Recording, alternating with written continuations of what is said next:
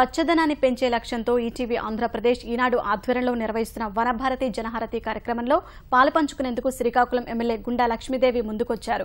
శ్రీకాకుళం నియోజకవర్గంలో 1,00,000 మొక్కలు నాటేందుకు ప్రణాళికలు సిద్ధం చేస్తున్నారు. శ్రీకాకుళం, గార మండలాల్లో మొక్కలు నాటడంతో పాటు పరిరక్షించే బాధ్యత తీసుకుంటానని తెలిపారు. శుక్రవారం అరసవల్లి గ్రామ చెరువుగట్టుపై ఎమ్మెల్యే లక్ష్మీదేవి మొక్కలు నాటారు. స్థానికులు కార్యక్రమంలో పాల్గొన్నారు. సమాజహిత కార్యక్రమంలో ప్రజలను భాగస్వాములను చేసేందుకు ఈనాడు సంస్థల అధినేత రామోజీరావు చేస్తున్న కృషి ప్రశంసనీయమని అన్నారు. రామోజీరావు గారు ఏ కార్యక్రమం చేసినా అది ఎంతో విజయవంతం అవుతూనే ఉంది. అలాంటి కార్యక్రమమే మళ్ళీ మొక్కలు నాటే కార్యక్రమాన్ని పెట్టడం జరిగింది.